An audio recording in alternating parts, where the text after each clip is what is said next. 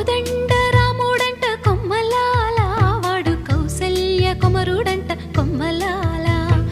ఆజానుబాహుడంట అమ్మలాల, వాడు అరవింద నేత్రుడంట అమ్మలాల. రమణీయలామకు తగ్గ చూడువాడేనని రహదారులన్నీ చెప్పుకోగా విని, కళ్యాణ రామయ్యను కన్నులార చూడాలని కలిగి సీతమ్మ వేచే గుమ్మలాల. సువ్వి